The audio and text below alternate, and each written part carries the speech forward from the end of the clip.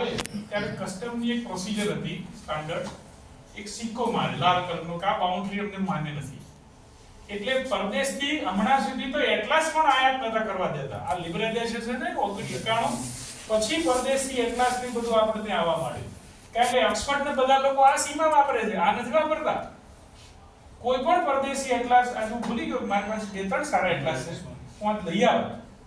તો એ એટલાસમાં સીમાઓ આ દર્શાવી છે અને આપણે આ સીમા છે. હવે બીજી વાત, આ વિસ્તાર ને આ વિસ્તાર એ બંનેની આપણે વાત કરીએ તો તમે જુઓ કે એ વિસ્તારની એક સીમા બતાડું તમને બીજી, કે આ જમ્મુ કાશ્મીરની ઉપરનો ભાગ તમે જુઓ સેજ રેડ આમ લાઈનો મારેલો દેખાય છે. હવે બીજો તમને બતાડું આ નકશો, બરાબર આને સેજ ધ્યાનથી તમે વાંચો કે નકશો શું કહે છે. શાંતિથી બિલકુલ જે એક બે શબ્દો તમારા મનમાં આવે એને સાંભળો તમે. હવે અહીંયા આ અને આ બે વિસ્તાર હમણાં આપણે જોયા આપણામાં છે નહીં, બરાબર. હવે આ જે વિસ્તાર છે આપણો, આ વિસ્તાર એ POK છે, આખો વિસ્તાર. POK નો મતલબ છે પાક ઓક્યુપાઈડ કાશ્મીર. હું નવી શિક્ષક થયો ત્યારે મારા એક સંબંધી પાકિસ્તાન જતા હતા, ઓળખીતા અમારા, એના સગાઓ ત્યાં હતા. તો મેં ખાસ કીધું તું મારા માટે ત્યાંની 8-9-10 ની સમાજ વિદ્યા ચોપડી ઇંગ્લિશ મીડિયમની લઈ આવજે. એ લાયા પછી એ પાઠ તમે જુઓ, અત્યારે તો નેટ ઉપર એને મૂકેલી છે, તમે કાઢીને વાંચી શકશો. તો આ ભાગની અંદર એ લોકો શું લખે છે? આઝાદ કાશ્મીર, અને આને લખે છે ગુલામ કાશ્મીર. એટલે સ્કૂલ લેવલથી ભણાવવાનું, હજી આપણે આને ભણાવવાનું બાકી છે. આટલું તો આપણે લઈ આવ્યા. તમે એક નાની સ્કૂલ લેવલથી જુઓ, એનો કાર્યક્રમ જુઓ. હવે આ ભાગ ચીને 1962 માં હિન્દી ચીની ભાઈ કરી વખતે 62 ના યુદ્ધમાં ભારતે નહીં, ચીને એક તરફો યુદ્ધ વિરામ જાહેર કર્યો છે આપણા ઉપર ઉપકાર કરીને, અને જે વિસ્તારમાં ઘૂસી ગયું ત્યાંથી બહાર ના નીકળ્યું. અને ત્યારે મેરે વતન કે લોકો નાક મેં ભરલો પાણી ને ગીતો એ દિવસોમાં લખાયા. નહેરુજી રોઈ ગયા, રોવે ને શું થાય. આખી જિંદગી શાંતિની વાતો કરી, બિલકુલ લશ્કર ઉપર ધ્યાન ના આપ્યું. અને જેવું આ યુદ્ધ થયું એની સાથે પોર ખુલ્લી પડી ગઈ. હજી બ્રિટિશરો આપીને ગયા હતા એ રાઇફલો મસ્કરેટ, બીજા સેકન્ડ વર્લ્ડ વોર બાડી લઈને લડવા નીકળ્યા હતા. બીજા વિશ્વયુદ્ધની કાટ થઈ ગયેલી, અડધી ફૂટે પડની, કશું નહોતું, જીપો નહોતી, માથે ઉપાડી સામાન લઈ જવો પડતો. હવે યુદ્ધ તો હારવાનું નથી થતું, ખૂબ લોકો મર્યા. અને નહેરુજીને એટલો બધો આઘાત લાગ્યો. 47 માં ગાંધીજી મૃત્યુ પામ્યા, આઝાદી પછી તરત સરદાર પણ જતા રહ્યા. દેશ સરસ ચાલ્યો, દુનિયાભરમાં એની ખૂબ આબરૂ હતી, બધી આબરૂ જીરો પર આવતી. અને એટલો માનસિક આઘાત લાગ્યો, એમાંથી નહેરુજીને લખવા થયો, અને એ જ લખવામાં માણસ મર્યો. એ એટલો બધો એને સ્ટ્રોક લાગ્યો, માણસને લખવા મારી ગયો એ પછી આઘાતમાં. અને પછી નહેરુજીનું સ્વાસ્થ્ય કથળતું ગયું, એને જ એનો જીવ લીધો આઘાતે જ. હવે આ અક્ષય ચીન છે, ચીન પડાઈ ગયું છે. હવે પાકિસ્તાને બીજી શું કરી કે આપણે બળતું ગઢ કૃષ્ણ પણ, એટલે એને આ વિસ્તાર જે હતો એ 63 માં ચીનને ભેટ આપી દીધો. રાખો તાર તમે, બારોબાર બીજાનું પડાયેલું ધર્માદો કરે. એટલે એ પાકિસ્તાને ચાઇનાને આપી દીધો 63 માં યુદ્ધ પછી. સંબંધો વણસેલા હતા, આપણે કશું બોલી શક્યા નહીં, અને કઈ ના થયું. નહેરુએ સંસદમાં કીધું છે કે આ એવું ક્ષેત્ર છે જ્યાં ઘાસનું તણખલું ઉગતું નથી. તો આપણે એક સંસદ સભ્ય ઉભા થયા કે આ ટાલમાં એકે વાળ નથી, એટલે માથું હું કપાઈ નાખું નથી ઉગતું. એટલે ઇટ મીન્સ આ ઓન રેકોર્ડ વાત છે. હવે આ જે સીમા છે એને યુએને કીધું અહીં થંભી જાય, નિયંત્રણ રેખા છે, લાઇન ઓફ કંટ્રોલ. એટલે LOC છે, ઇટ્સ નોટ બોર્ડર. આ સરહદ નથી, આ LOC છે. જો આપણે આના બોર્ડર કહીએ તો આપણે આ ભૂલી જવાનું, એ કહે તો એને આ ભૂલી જવાનું. એટલે બે જણા મજબૂરીમાં એને લાઇન ઓફ કંટ્રોલ કહે છે, LOC. એના ઉપર ભયંકર કારગિલ વાળું યુદ્ધ આ જગ્યાએ થયું, એટલે એ ફિલ્મનું નામ LOC છે. હવે અહીંયા તમે નકશો જુઓ, આ ગિલગિટ બાલ્ટિસ્તાન, આ બાજુ મુઝફ્ફરાબાદ, મીરપુર, આ એના ટાઉન છે મોટા એ તરફના પીઓકેના. આ વિસ્તારની અંદર બરફ આચ્છાદિત છે અને લદ્દાખનો એ ઉત્તર પૂર્વ ભાગ ગણી તો ચાલે. હવે અહીંયા જો આ સીમાંકન આપણા જે છે એલઓસી અને પેલી બાજુ જે સીમા દેખાય એના પર એલએસી લખ્યું છે. આ એલઓસી પેલી એલએસી. એલએસી નો મતલબ છે લાઇન ઓફ એક્ચ્યુઅલ કંટ્રોલ, વાસ્તવિક નિયંત્રણ રેખા. અત્યારે આપણું નિયંત્રણ ક્યાં સુધી છે? એટ પ્રેઝન્ટ તો ત્યાં સુધી તે વાસ્તવિક નિયંત્રણ રેખા છે. એ બોર્ડર નથી. ખરેખર આપણી સીમા તો આ છે, આપણી સીમા આ છે. હવે આ બંને શબ્દો તમે જુઓ, આ લાઇન ઓફ કંટ્રોલ અને લાઇન ઓફ એક્ચ્યુઅલ કંટ્રોલ, આપણી સીમાઓ છે. હવે આની હિસ્ટ્રી જોઈએ તો બહુ ભીષણ રહી છે, આપણને માર બહુ પડ્યો છે. હવે આપણી જોડે વધારે ચીનનો સંઘર્ષ સીધો આપણા આંગણે એટલે આવી ગયો કે એને તિબેટને કબજે કરી લીધું. અને તિબેટનો જે ધાર્મિક નેતા હતો એ જ એનો રાજકીય નેતા હતો, દલાઈ લામા. હવે એને પાછો કઠપૂતળી દલાઈ લામા તૈયાર કર્યો છે કે ચીનનું ગાણું ગાયો ત્યાં, પણ બાકીના રેફ્યુજી એને માનતા નથી. હું સ્વેટર લેવા ગયો તો તે કાકા ફરતા હતા, તિબેટી હતા, બે હતા, બધા ઘરવાળા જોતા હતા, બે એનો સત્સંગ કર્યો. તો મેં એને બરાબર પૂછ્યું મેં આ શું છે? તો એને કીધું ઓ તો એ ચીનનો છે ને એ ચીને એને પેપર બનાવ્યો છે, અમે તો આને જ માનીશું. અને પછી એને મને ફોટો બતાવ્યો, સ્વેટર લેવા જાવ દલાઈ લામાનો ફોટો આગળ જ ફોટો મૂક્યો છે, અમે એને જ માનીએ છીએ. ભારતે એની કામચલાઉ સરકારને મંજૂરી આપી છે. હિમાચલમાં ધર્મશાળા ખાતે એનું એક હેડક્વાર્ટર પણ છે અને યુએન માંથી ખૂબ રેફ્યુજી આવે છે એમને આ વિસ્થાપિત થયેલા લોકોની, એનાથી ચાલે છે બધું. દલાઈ લામાની આત્મકથા છે વનવાસમાંથી મુક્તિ, ગુજરાતીમાં અનુવાદ થયો છે, કોઈ વાર મળે તો વાંચો તમે. એક મા સત્તા કેવી રીતે નાની સત્તાને કેવી રીતે ભરકી જાય છે એ બરાબર વર્ણન છે. અને કેવી રીતે વનવાસમાંથી મુક્તિ એ આવ્યા છે ત્યાંથી ચાલીને એનું વર્ણન કરે છે એમાં. હવે આ જે દેખાય છે એ અરુણાચલ છે. ચીન એમ કહે છે આ અમારું જ છે. અને એ માણસો જોઈએ તો ચીન જેવો દેખાય તમને કે આને ના કહેવા અમારે આનો આનુવંશિકતા દ્રષ્ટિ પણ ચીનની નજીક છે, મોંગોલોઇડ પ્રજા છે બધી, પણ વિસ્તાર આપણો છે. જૂના વખતથી દેશી રાજાઓ વખતથી આપણા પક્ષે છે.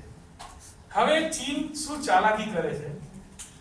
કોઈ ચીનનો નાગરિક અરે અરુણાચલનો નાગરિક ચીનમાં આવવાનું કે વિઝા લેવા જાય તો ચીન એને ચીનના વિઝા આપતું નથી, સિક્કો મારે. પણ શું કરે? એક પાનું લે, પાના ઉપર એનો વિઝાની વિગતો લખી સ્ટેપલર મારી નાખે. પાસપોર્ટમાં એક સિક્કો સહી કઈ જ નહીં, એને સ્ટેપલ વિઝા આપે. જો એ વિઝા ઉપર સિક્કો મારે ઇન્ડિયન નાગરિક તરીકે, ત્યારે આ વિસ્તાર ભૂલી જવો પડે. તો ચીન આજે પણ કોઈ પણ અરુણાચલનો નાગરિક ચીન જવા માંગે ત્યારે સ્ટેપલ વિઝા આપે છે.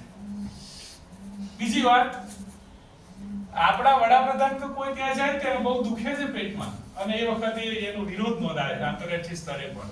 રાષ્ટ્રપ્રમુખ જાય, વડાપ્રધાન જાય. જો કે આ છેલ્લી સરકાર તો એને ધરાર અવગણી 12 મહિના 2 પ્રવાસ ગોઠવે જ છે જવાનું ત્યાં. અમિત શાહ જાય તો પણ એ વિરોધ કરે છે કે અમારા વિસ્તારનું તમે લોબિંગ કરવા આવો તો ત્યાંના લોકોને ભ્રમિત કરો છો આવીને, એવું કહે છે. બંને વિસ્તારો તમે જોયા, આ ચીન, આ પીઓકે. હવે જે વિસ્તારમાં આપણું તાર ટપાલ ટેલિફોન કશું ચાલતું નથી એને હજી આપણે આપણા નકશામાં દર્શાવીએ છીએ, મજબૂરી છે. બીજો એક વિસ્તાર ખાસ જોવો છે. હવે આપણું ભારતનો પૂર્વોત્તરનું ક્ષેત્ર 7 સિસ્ટર વાળું એ આ જગ્યા જુઓ જરા. આ બાંગ્લાદેશ, નેપાળ, આ તરફ ભૂતાન, આ પણ જુદું હતું. સિક્કિમ 76 માં આપણે એને સ્ટેટ બનાવ્યું. અત્યારે જે અજીત ડોભાલ છે ને ભારત આપણા વિદેશ સત્તા એને એની યુવાનીમાં 76 માં પહોંચ્યો ત્યાં, અને ત્યાંના રાજા વિરોધી જૂથોને બધાને એક કર્યા. ભારત સરકારે ફંડિંગ કર્યું અને એવો ઉશ્કેરાટ બધું કરી છેવટે શું કરવાનું તે બધા ભેગા થઈને ભારતને જોડ દેવાનું. અને રાજાની વાઈફ પાછી ચીનની હતી, અરે અમેરિકન હતી, અને અમેરિકાને પણ રસ હતો એની અંદર હસ્તક્ષેપ કરવાનો, પણ એ મજા ના આવી અને એ વિસ્તાર એટલે સિક્કિમ ભારતનું 76 માં એક રાજ્ય બની ગયું. એ બહુ ભારતે બહુ મોટી મુસદ્દી કરેલી એ વખતે. હવે આ ભાગ જે છે, આ ભાગ એને ચિકન નેક તરીકે ઓળખે. દુનિયાની બહુ ઓછી સીમાઓ આવી છે. હવે એક તરફ બાંગ્લાદેશ સંબંધો કેવા છે હવે તમે જાણો છો, અને આ એક કાલ્પનિક મરઘી દોરી છે આપણે, બરાબર, અને આ મરઘીનું ગળું છે. આમ કરો એની સાથે આ બધા રાજ્ય આપણાથી બહાર. હવે નહરકટિયા નસરની gas pipeline, crude line, railway, highway એ બધું એમાંથી પસાર થાય છે વગર યુદ્ધે. આ ચિકન ને એક શબ્દ વપરાય છે એના માટે. અને કેટલો નાનો છે વિસ્તારની દ્રષ્ટિએ જુઓ તો એક ઠેકાણેથી માત્ર 22 કિલોમીટર છે, અને 22 કિલોમીટર ઇઝ નથિંગ.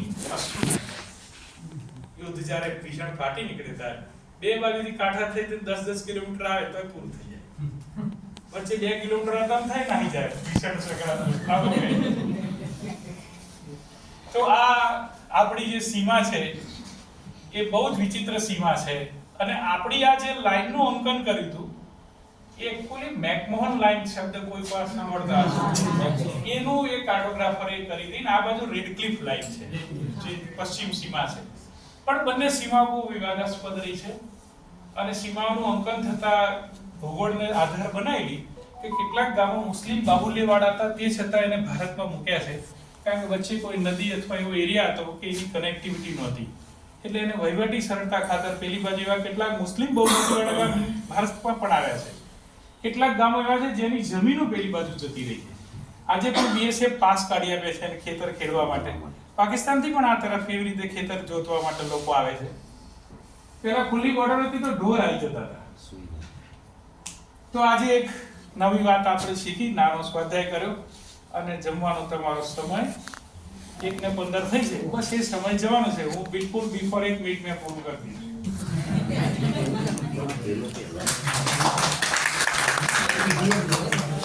આ અવેરનેસ નો કાર્યક્રમ છે. આપણા વિદ્યાર્થીઓ સુધી આપણે એને કોઈ સ્વરૂપે લઈ જવું.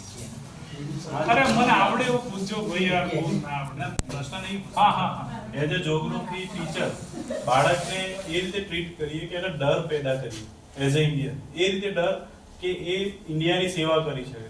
કે દીબોગા ઘાસિયા છે નીચે, ત્યાં અમેરિકા આવીને બેઠું છે. આ સાઈડ પાકિસ્તાનનો જે બંદર છે ત્યાં ચાઇના આવીને બેઠું છે. એમને જે કોરિડોર બનાવ્યો છે, એટલે એટલો બધો કે ડર. સમજી ગયો તમારો ભાવ આખો. વિદ્યાર્થીઓને આ ભય કે ડર બતાવ્યા કરતા એને પડકાર અથવા ચેલેન્જના સ્વરૂપમાં જો બતાવીએ, એ ભયનું જ એક સ્વરૂપ છે. આમ તો સુધરેલું પડકારે પણ તો એને મજા આવશે. બીજું એક નાની વાત બીજી કહું. મારો એક મિત્ર ઇંગ્લેન્ડમાં ભૂગોળ ભણાવે છે. મારાથી થોડાક મોટા છે, હવે રિટાયર્ડ થયા છે. સતત મળતા રહે છે. જ્યારે ઈમેલ નથી ત્યારે કાગળ લખીને પણ મળતા, ત્યારે મેલથી વોટ્સએપથી પણ વાત થાય. એ મને એક વખત એને પૂછેલું આથી 10 વર્ષ પહેલા, તમે શું શું ભણાવો ભૂગોળમાં? મેં કહ્યું આ ભણાય. તમે કે ચીન ભણાવો છો તમે? મેં ના. પાકિસ્તાન ભણાવો ના? કે તમારી ખરી ચેલેન્જ તો એની છે, એ બે તો તમે શીખવતા નથી મિડલ સ્કૂલમાં. કોલેજમાં આ બધું આવે છે ભારતના. અરે કોલેજમાં શું, કોલેજમાં જનારાની સંખ્યા તો 2% છે, એમાં ભૂગોળમાં જનારા તો 1/2% નહીં હોય. તો તમારે આને મિડલ સ્કૂલમાં ભણાવવું જોઈએ. એટલે એકથી 7મા 8માથી શરૂ કરવું જોઈએ. અને એ આપણે ત્યાં ચૂકાઈ ગયું છે. ચૂકાઈ જે ગયું, હવે નીતિ નિર્ધારણ આપણાથી નહીં થાય, પણ આપણે ક્લાસમાં નવરા બેઠા આપણે તો રાજા જ છીએ. એક ઘણું કહીએ ક્ષતિપૂર્તિ થોડીક એની કરી શકાય. એક નાની પંક્તિ કહીને હું આજનું કાર્યક્રમ વિરમું. બંગાળના આપણા મહાન કવિ રવિન્દ્રનાથ ટાગોરની ગીતાંજલિની પંક્તિઓ છે. પહેલી બંગલામાં છે, હું બંગલા બોલીશ, પછી એનો તરત અનુવાદ કરી દઈશ, તમને સમજાઈ જશે. કે લાંબે મોરા કાજો પૂછે શાનદાર રબી, শূন্যা জগৎ রহে নিরুত্তর ছবি, মাটির প্রদীপটি খানিক ছিল কহিল স্বামী, ও মার যতটুকু সাধু করিব তা আমি। અનુવાદ કરીએ આપણે કે લાવે મોરા કાજો, મારા ગયા પછી મારું કામ, કાજો એટલે કામ, પૂછે સંધ્યા રવિ, કોણ પૂછે છે? સંધ્યાનો સૂર્ય પૂછે છે. બંગાળીમાં બધા વને બહુ બોલાય, એટલે વાસુ ચેટર્જીને બાસુ વંચાય લખ્યો હો પણ બહુ બોલાય. તો સાંજનો રવિ બોલે છે કે મારા ગયા પછી મારું કામ એટલે અજવાળું કોણ ફેરાવશે? શૂન્ય જગત રહે નિરુત્તર છબી. સાંભળીને જગત તો એક નિરુત્તર ફોટા જેવું બની ગયું. આને શું કહેવું હવે? માટી પ્રદીપ કી ખાની છે લોક કોહિલો શામી. આ સાંભળીને માટીનો દીવડો અથવા કોળિયું બોલ્યું, ઓ માર જતો ટૂંકું સાદો કોરી બધા. મારથી જેટલું બનશે એટલું કરી તમે જ આપવા દે. હું જ્યાં છું ત્યાં તો અંધારું દૂર કરીશ. આપણે પણ આપણા વર્ગનું થોડુંક અંધારું ક્યારેક દૂર કરીએ, થોડી ભાવાત્મક વાત.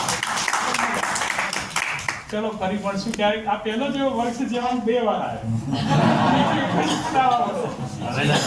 આજે મોર્નિંગ લેક્ચરમાં આવ્યો અને હું જતો હતો અને હું પણ લાલચ નહીં રોકી શક્યો. કાલે તમારા સૌનો સ્નેહ પણ એવો હતો. 1-2 મિત્રો ફોનથી મળવાનું થયું અને એમાં મજા આવી, ખૂબ આનંદ થયો. હશે કોક જૂના ભાવનો ઋણાનું બંધ તો ફરી મળવાનું થશે, ભગવાન કરશે ત્યારે મળીશું.